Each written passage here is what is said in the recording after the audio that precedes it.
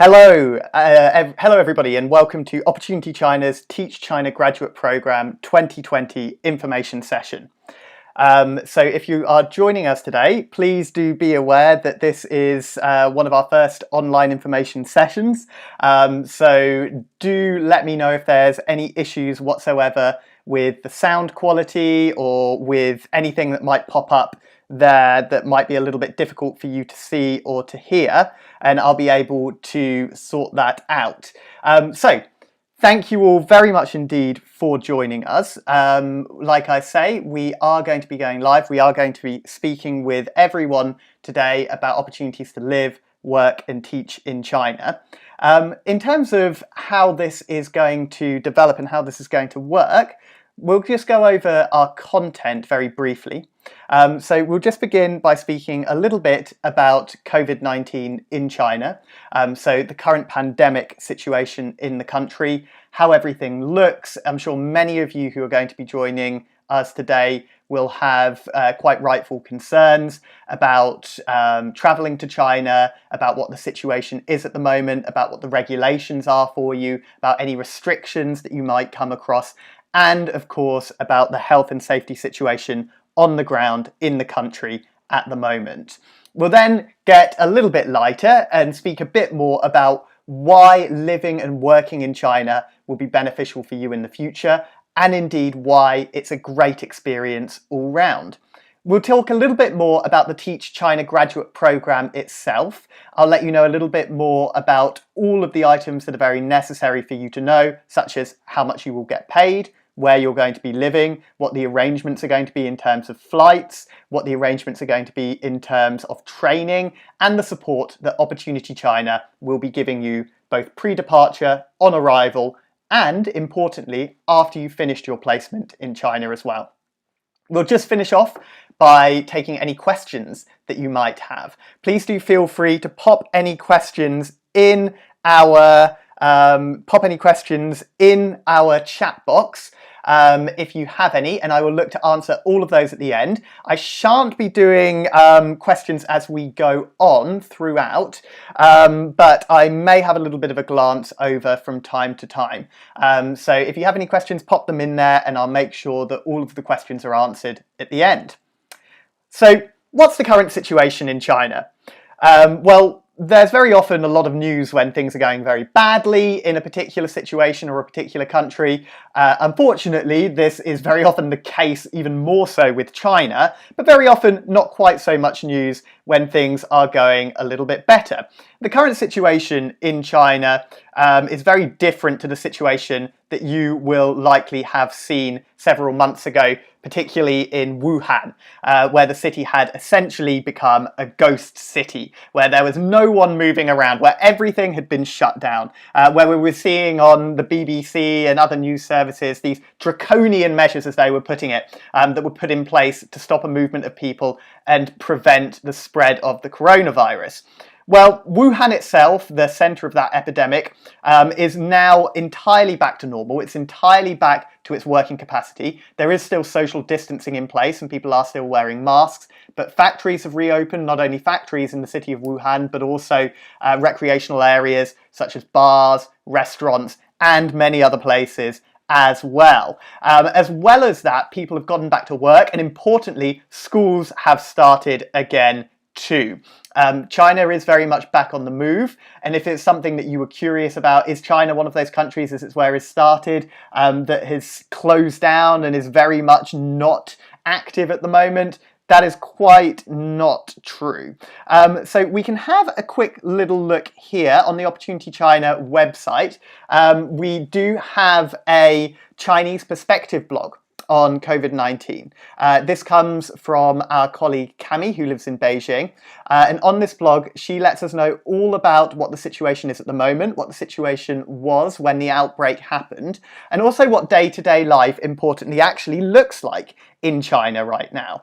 So the restrictions that are in place at the moment for Chinese citizens and foreigners who are in China at the moment, and how those work, as well as what a day-to-day routine will actually look like. It's a really good little insight into the day-to-day life of someone living in China at the moment, in this case in Beijing. So If we just quickly return now to taking a look at the current situation in China, it's important to note that for those of you who are looking at heading out to China to live, work and teach, you would probably be most concerned about what is the status of schools. Are schools going back to normal? Have they returned?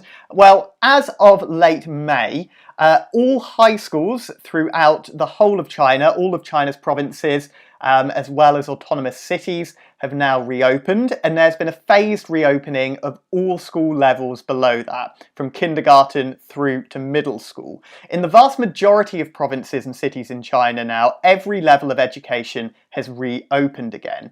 Again, as has been the case in many other industries, China has taken very strict measures when it comes to things such as social distancing, when it comes to things such as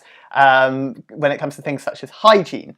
You can get a little bit of an idea of a kindergarten in China and the types of restrictions that are in place. This is maybe a little bit of an extreme example, but an example nonetheless of the types of social distancing restrictions and hygiene restrictions that are currently in place in China at the moment.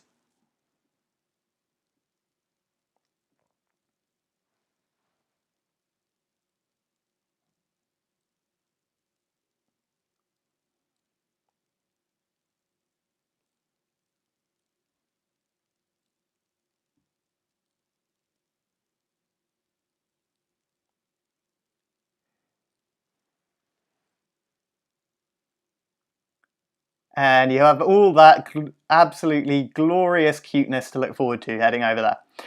Well, as I've mentioned, the high schools now open, the phased reopening of other levels, with private language centres opening up this month across the country as well.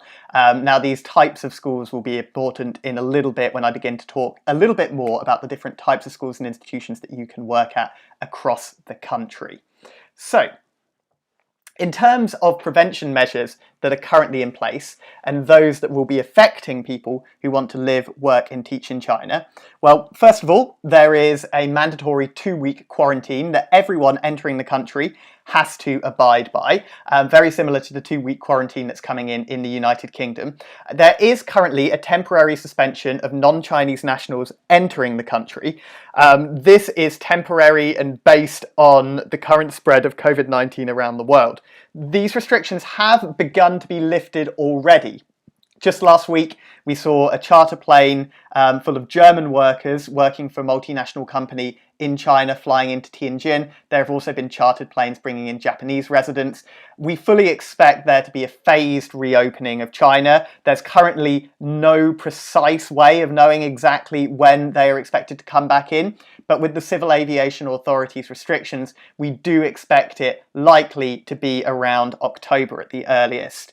So we are looking at October, November start dates for many of those who are looking to begin working on the Teach China graduate program in China itself. There's also been mass testing that's happened throughout the country. Just last week, 9.8 million residents of Wuhan were tested for coronavirus. You can find a lot of videos online of exactly how they were able to do that. And there's also been a lot of detection and individual lockdowns in particular areas. So a lot of work that's being done in China now is to locate areas where the virus might exist and lock those cities down quickly. 2 examples of this are in the northeast of the country near the Russian border, the city of Shulan and Jilin city. So there are also prevention measures in place which work on a barcode system in China at the moment. All Chinese citizens will have this barcode app which is connected to WeChat or Weixin, which is the Chinese catch-all app, essentially Facebook, WeChat, and absolutely everything else that you need all in one.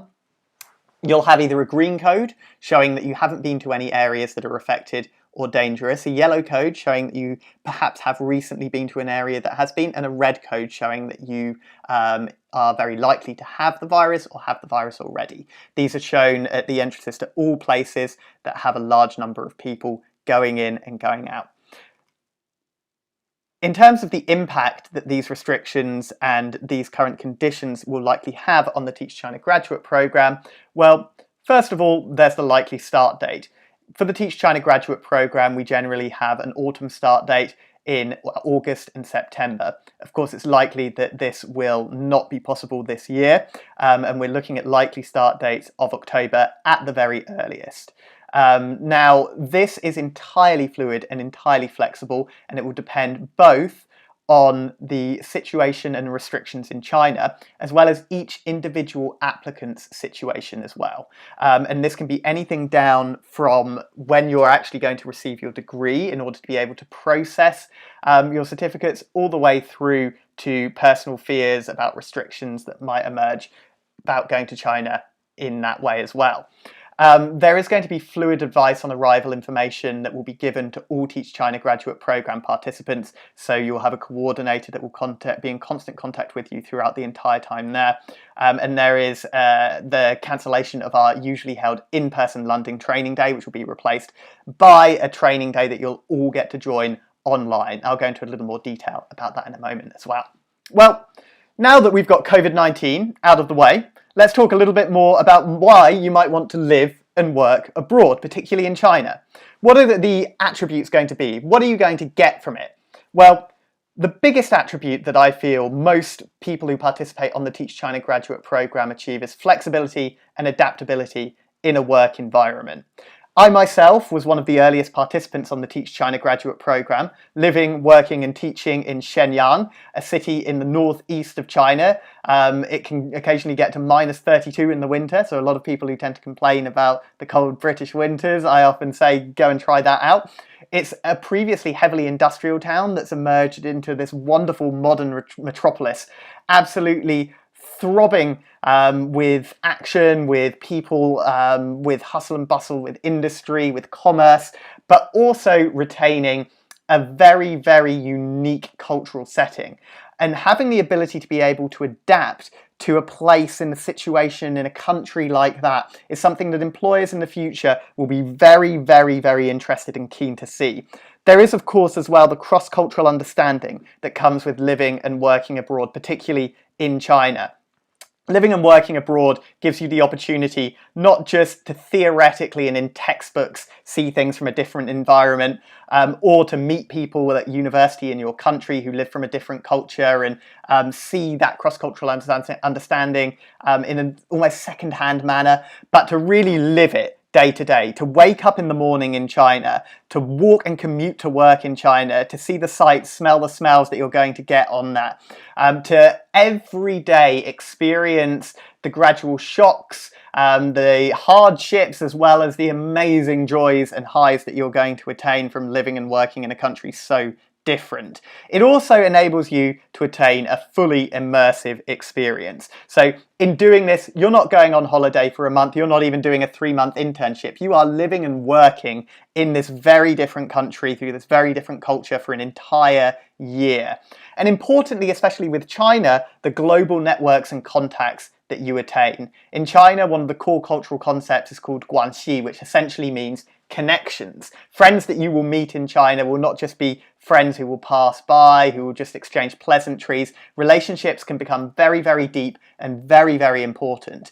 There are actually some really fantastic alumni as part of the Teach China graduate program that have managed to use those connections to set up businesses in China, to find other roles outside of teaching in China in the future, and to really use their Teach China graduate experience and the contacts that they've made as a vital door opening to experience what the world's second largest economy can have to give. But why China itself? So a lot of people tend to ask me, well, I've got the opportunity to live and work abroad. What is it about China that's special? What is it about China that's best? China has over 5,000 years of continuous civilization, the world's longest continuous civilization. And there is a huge amount of history that you're able to see. So if you think about that, essentially people in China for 5,000 years have been speaking the same language. They've been using, not quite exactly, but roughly the same type of writing. There is history that absolutely permeates all around the country, and that civilization is very proud, very ancient, and so unknown to people in the West. If you speak to most people in the West about China, they will know next to nothing about its history, about its culture, because we're simply not taught about it. This is the world's second most important, this is the world's second largest economy, the world's most important emerging country. It's a country where you can get in on the ground floor of learning about this country's culture, about this country's history, and about how things work. You are going to be shaping the future by living, working, and teaching in China. China is also a country of great vibrancy. It's a country where there is something around the corner, something that you can always see, whether it's the fantastic festivities that you'll see around Chinese New Year, or the gradual every evening groupings of people dancing, doing physical activities in the street, the communal atmosphere that permeates throughout the entire country. The sights and smells and food that you'll be able to see in the night markets that'll burn up, and of course the Chinese historical renaissance and the pride that is being taken in China's history that's re-emerging right now. There's never been a better time to visit China and learn about China's history than right now, when the renaissance in this history and culture and pride is really coming back. It gives you a great opportunity to learn in an enthusiastic manner 5,000 years of continuous civilization and history. But most of all, it's the people. There is a real division between East and West, and I think now more than ever, gaining an understanding of the people in China has been important, and also representing the West is important when going to China. Now, before I left, there were a lot of people who would say to me, oh, don't the Chinese all hate people from the West? Don't the Chinese all hate Americans or British? And it's simply not true. You cannot meet a more welcoming group of people. Occasionally, it can be a negative. You'll often find that arriving in China, you'll be invited out to dinners, you'll be invited for drinks, you will have people wanting to come around and toast with you because you are a foreigner in their country. It's a country of 1.4 billion people. In the majority of cities and majority of townships, seeing foreigners is something that's quite unusual. People are very curious, they want to know about you, they want to be able to speak with you. For sure, China isn't a country for those of you who are wallflowers, those of you who are shy and retiring, shrinking violets. But for those of you who are really interested in getting out there, in talking with people, in learning, you will never find a more welcoming people than the people of China. There's also the food, and this is actually a little bit of a frustration for me when I send people out to China. When we send a request form asking them for what their opinions are on China, what their favourite thing is, I expect lots and lots of different varied answers of people saying, oh, I really, really love the ancient culture, I've loved learning the language. But the sad reflection is that about 80% of people say the food is just the best thing in the world. I'm going to stay for 4 years because of the food. Now, there are many great traditional Chinese dishes across the country. These are predominantly regional. My personal favourite is Sichuan food in the West. But for those of you who like spicy, like seafood, like wheaty food, there really is something for everyone. And I'll tell you as well, the type of Chinese food that we tend to get in the West is certainly not really the type of food that you get in China. As well as the dining experience that you have as well, with lots of people sat round communally, people picking off bits all at a time, and people drinking and toasting to one another throughout the experience. Dining and eating in China is one of the genuinely most interesting aspects of living and working in that country. Then, of course, there's my favourite thing, which is the scenery. China is an enormous country. China's topography is varied massively, to the same extent as a country like the United States of America. Whether you have the tundras, the ice festivals and townships in the northeast of China near Harbin, whether you have the great expanse of Gobi Desert all across Gansu and Qinghai. You have the rice terraces in the south of China, in Guangxi province, and the beautiful climate and lovely eternal spring temperatures of Yunnan, as well as, of course, the sprawling metropolises located throughout the whole of the country. The sprawling metropolises themselves is really something to behold. So the scale of China is really something quite enormous. the population of Foshan, which is the smallest city that we operate within, has over 7 million people, 1 million less than London, with the population of Shanghai, the largest city that we work with, having an urban population of almost 18 million people. But I think it's important to talk a little bit about my experience of living, working and teaching in China and what I really gained from it. After graduating from university well, 8 years ago, which is terrifying for me to think about and even worse for me to say, I really had little to no idea of what I wanted to do in the future. I knew I wanted to try something a little bit different. I knew I wanted to attain some new skills, but I felt wholly unequipped to be going into a job market. At this time, employment was really, really hard to come into as the economy was only just recovering from the 2008 crash, and it simply looked like there were no jobs at all for me.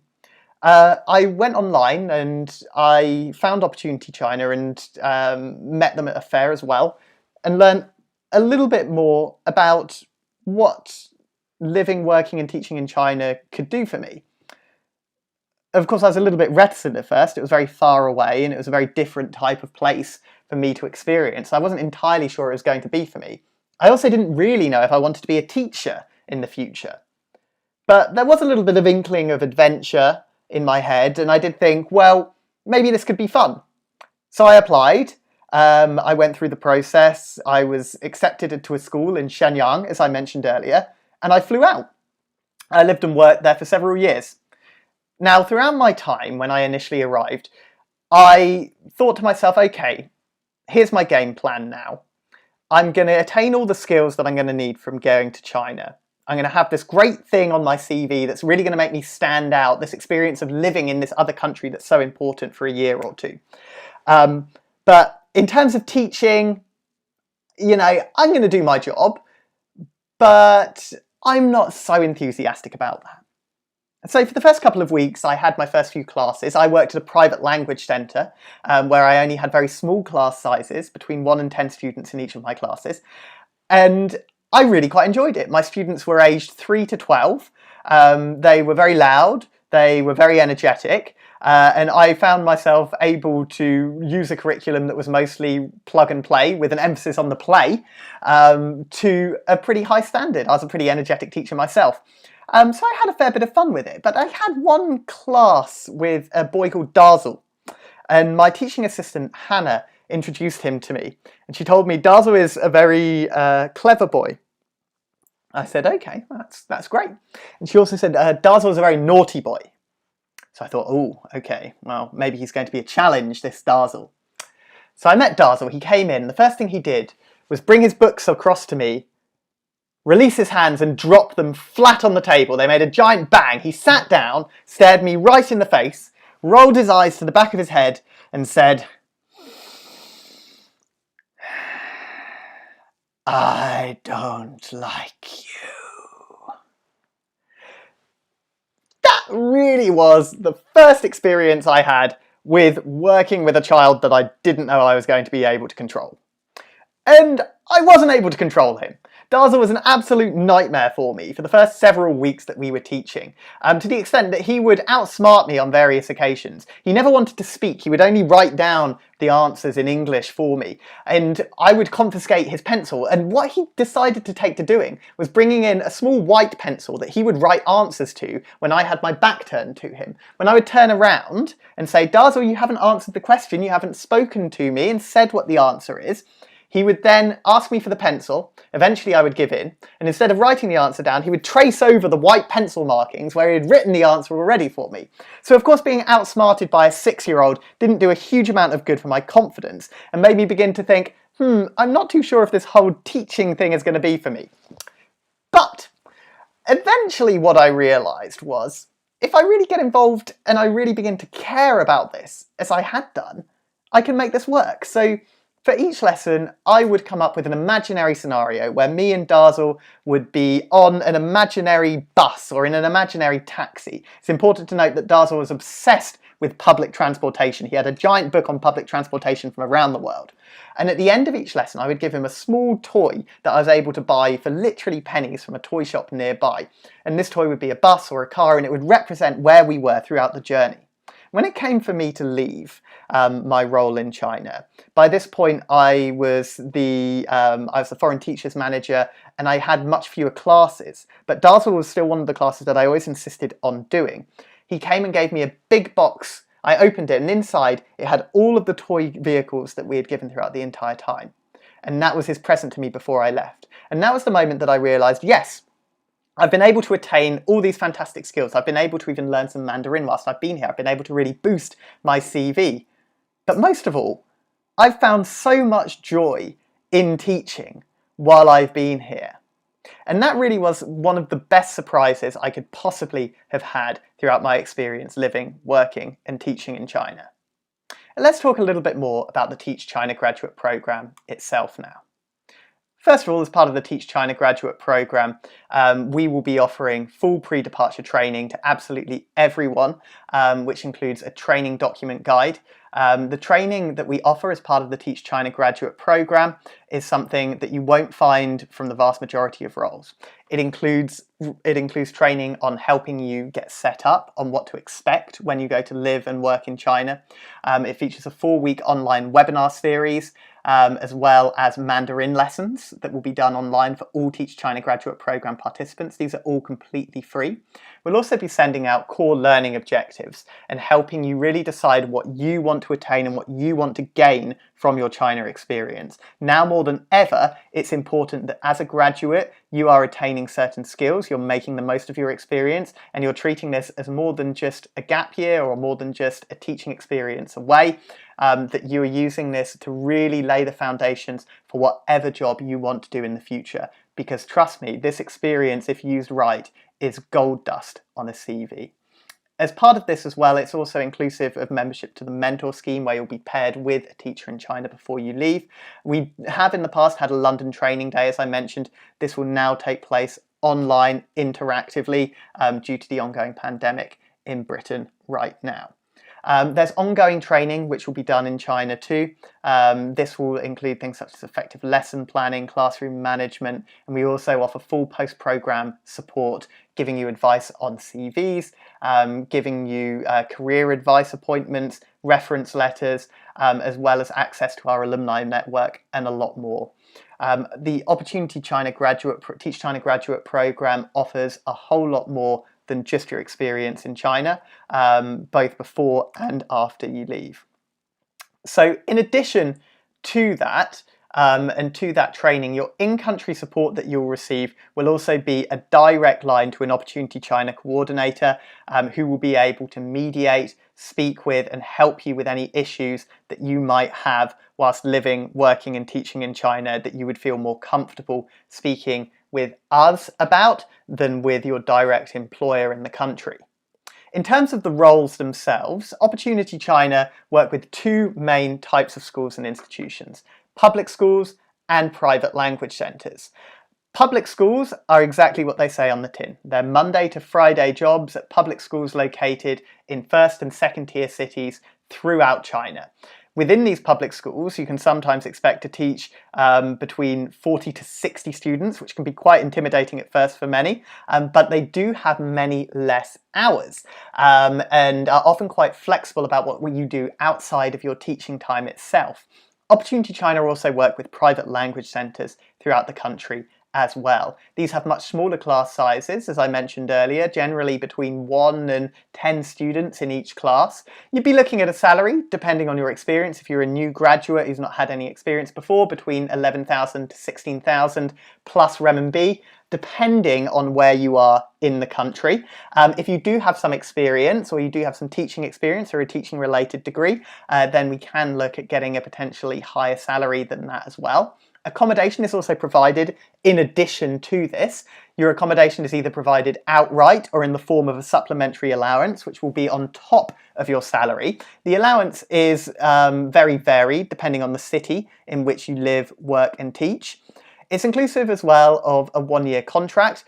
It says 12 months there, but these can actually range from 10 to 15 months in practice, depending on whether you're working at a public school or a private language centre. You'll receive support from Opportunity China staff and local representatives throughout your entire time in China, as well as receiving airport pickups and full support when you arrive, helping you get your bank account set up, helping you get your phone SIM card set up, as well as a completion bonus, which is generally around a month's salary. Importantly as well, there's no charge to the applicant, and the majority of schools that we work with provide either flight reimbursements or direct flight payments while you go out, as well as the majority offering reimbursements for the costs of things such as your visa and document authentication, either partially or as a whole. But what is the foreign teacher's purpose in China? So why are schools in China looking for foreign teachers to go out there?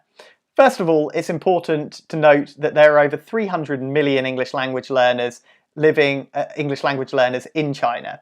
So that is over 5 times, that is 5 times the entire population of the United Kingdom. And your job will be to assist and practice communication with students in China who are learning English. Very often you'll find that students have excellent reading and writing skills within China, but their communication skills, due to the rote style of learning that they will have, is often quite poor.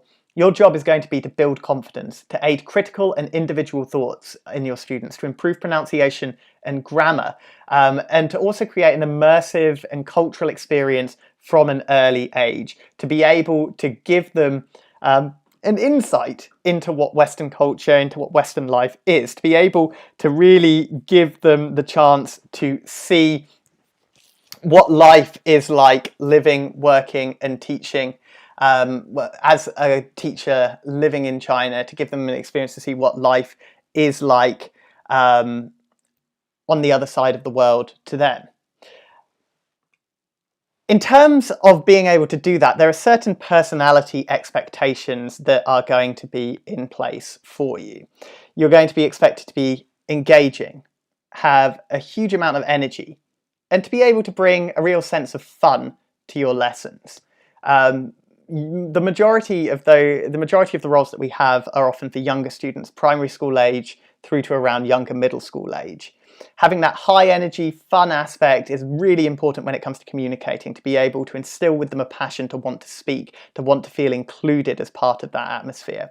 It's also important to be able to create an immersive environment, an all English environment, where it's encouraged for them to speak English and only English.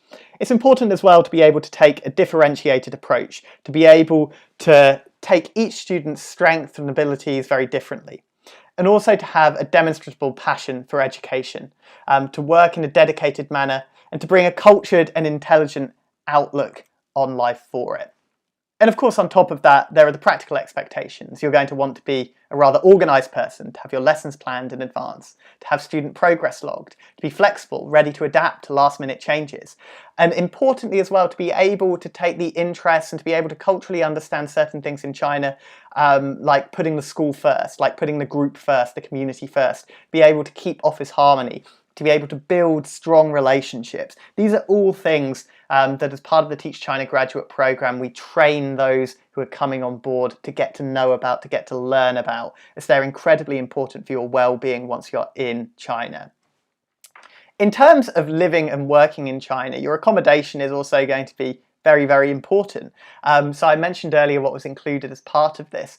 Accommodation is a vital part of the Teach China graduate program. It's always in clean, modern, new apartments, almost always either a 1-bedroom apartment that you will have yourself, or a 2 or 3-bedroom apartment that you will share with teachers from your school as well.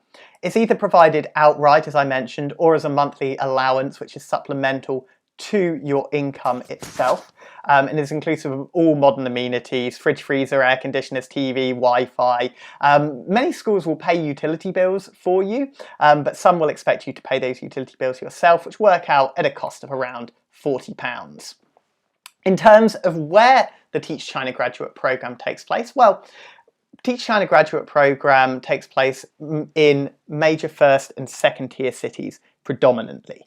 We do work across the country, but what we aim to do is we aim to ensure all of those who are participating on the Teach China graduate program go to a modern, clean and safe city a city where, yes, of course, you are going to experience culture shock, but that culture shock is going to be mitigated by the comfortable surroundings that you are going to have yourself whilst you're there. The popular cities that we work in are Beijing, Chongqing, Foshan, Fuzhou, Suzhou, Shenzhen, Chengdu, as well as many others. If you have a very specific city or a very specific place in mind, it may be the case that we do have opportunities there for you. You will just need to let us know. We do work with private language centres and public schools. We try to work in as many cities for each one as we possibly can, but our public school and private language centre partners are very carefully vetted, and we are very careful about who we work with to make sure that they provide a safe and secure environment for teachers once they arrive. Therefore, we do limit the number of cities that we work with to make sure that it meets those requirements in and of itself. In terms of the Teach China graduate programme with support and future pathways, full support and further training is offered once you're in China, and there are monthly enrichment sessions that you are all entirely invited to join.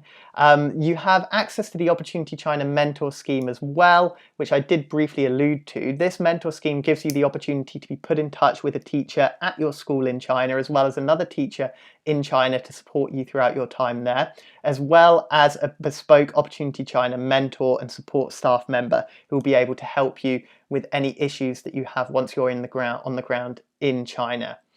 In terms of future pathways, we have a huge amount of alumni stories of people who have gone on to achieve a lot of different things once they've finished their teaching experience in China. And you can find these on our website, opportunitychina.com/alumni. These have been throughout all kinds of different areas, from international affairs through to working as a director of a company, learning another language that teaches Mandarin to expats. We also have alumni who have started their own business, such as Dominic, who started his own e-travel business in Beijing. Of course, there's me as well, who ended up working for Opportunity China as a director after living, working and teaching in China. And we also have those who go into education pathways once they finish too. So if you're looking at living, working and teaching in China and doing TEFL just generally, but if you're wondering, well, I want to do TEFL for a year, but I really want to go into a different field after that, how can that help me? Do make sure you check out our alumni page, and do make sure that you speak with an Opportunity China coordinator as well about your pathways, because this is something that we very much look to support all Teach China graduate program participants with. It very much comes under our remit of supporting graduate program participants, not just before they go or while they're there, but after they leave too. In terms of the practical eligibility for the Teach China graduate program, one of the most common questions that we're asked is, do I need to speak Chinese? Do I need to speak Mandarin before I go? No, you don't. In fact, a large number of partners that we have do Mandarin lessons for very beginners all the way through to intermediate level. It is useful, of course, to learn some basics before you go out. And Opportunity China will provide you with Mandarin lessons online as part of the Teach China graduate program training before you go. You will need to have a minimum bachelor's degree to live, work and teach in China. Unfortunately, diplomas or HNCs aren't valid for that. It does have to be a minimum BA honours in order to be able to live, work and teach in China. You will need to also have a 120-hour TEFL qualification or 2 years relevant postgraduate experience. Now, a 120-hour TEFL qualification can be done entirely online and can be done alongside your studies. This is actually what the vast majority of those who do the Teach China graduate program end up doing. If you have a bachelor's degree in English language or in education, you may as well be exempt from having to complete the 120-hour TEFL qualification. The majority of schools do now accept a bachelor's degree in English language and education as being enough in and of itself. Any teaching experience that you do have will make you competitive. However, it is certainly not a mandatory requirement. Those personality expectations that I spoke about earlier, those are the things that are really important, and those are the things that both us at Opportunity China and our partner schools really look for in candidates. passion, enthusiasm, dedication, the ability to be able to hold the attention of those of you who are looking at you, the ability to be able to encourage and enthuse students through your personality, and also a passport from a native English-speaking country. Now, in order to teach English in China, you will need to hold a passport from the United Kingdom, the United States, Australia, New Zealand, Ireland, Canada, or South Africa. It is a pain, and it did used to be the case that those who were from Europe or those who were from other countries but had studied for their bachelor's degree in a native speaking country were able to attain a legal working visa.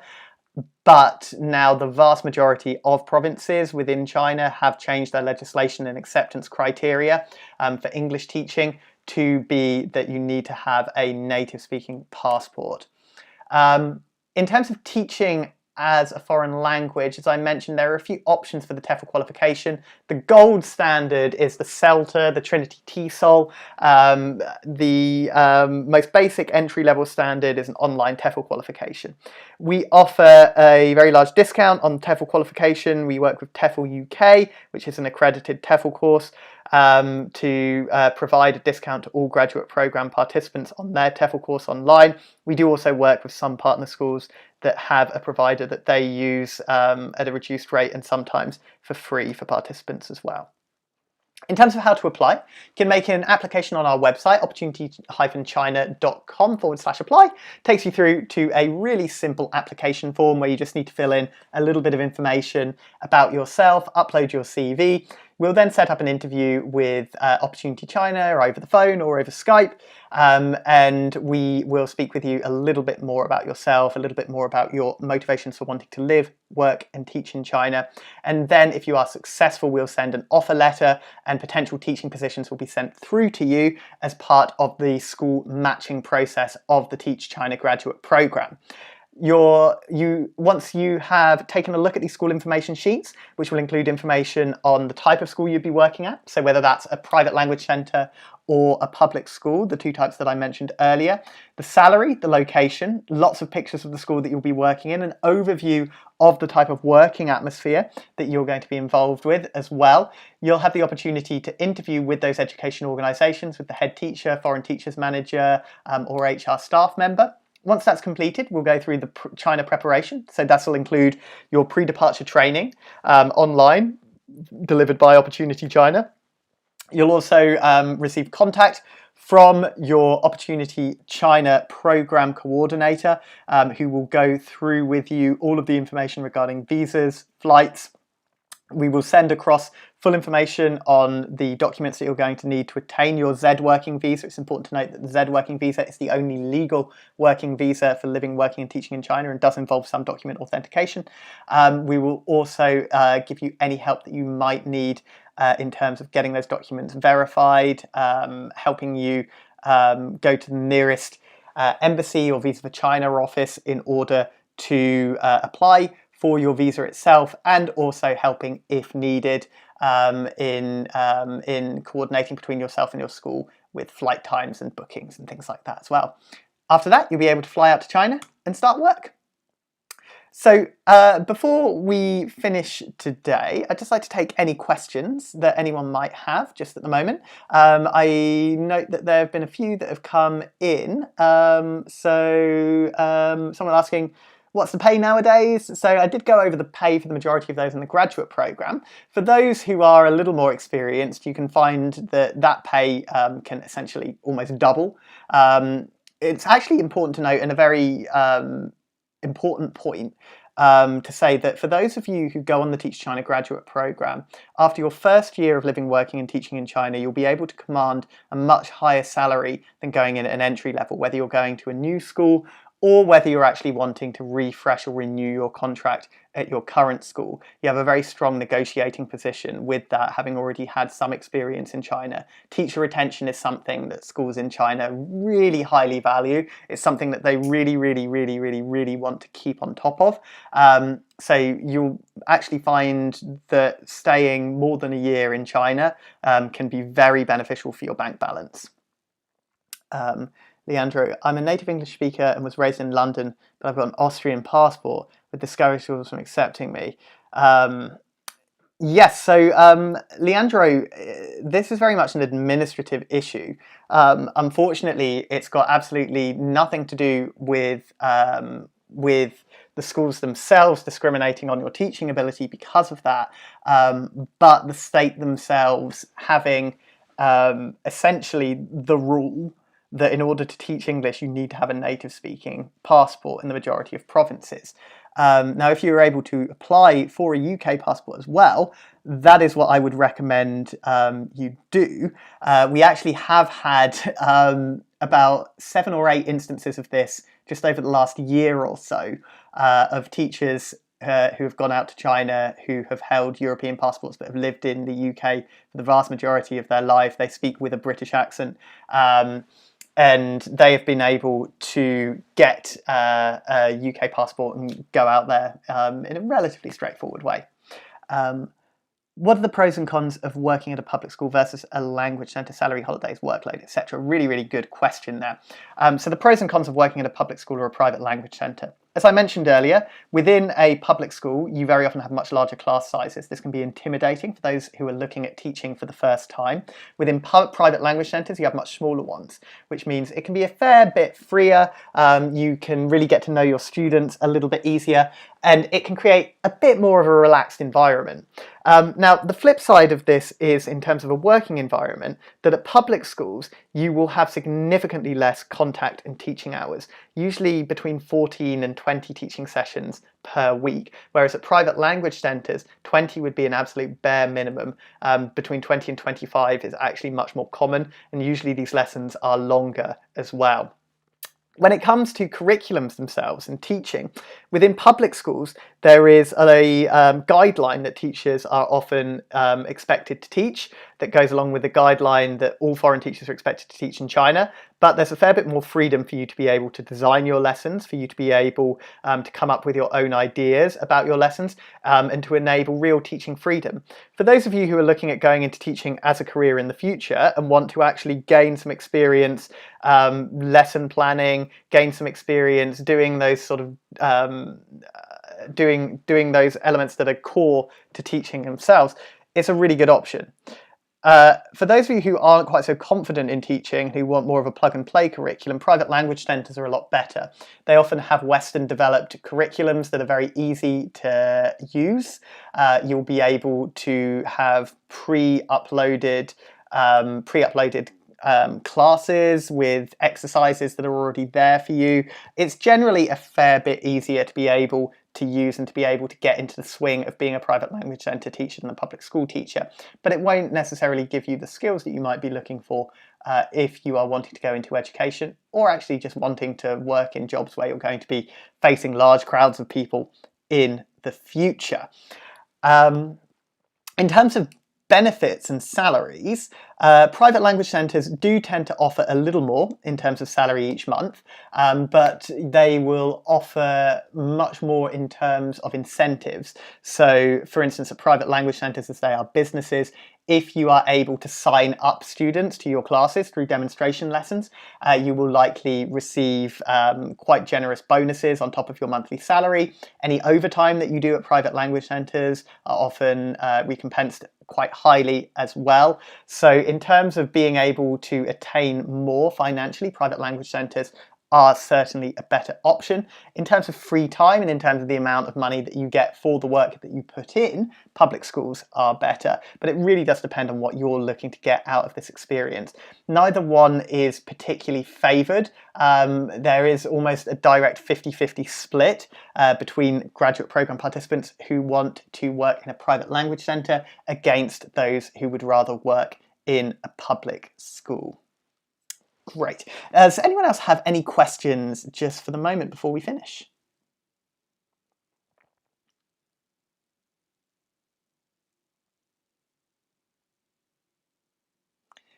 Okay, fantastic. Well, in which case, thank you all very much for joining us today.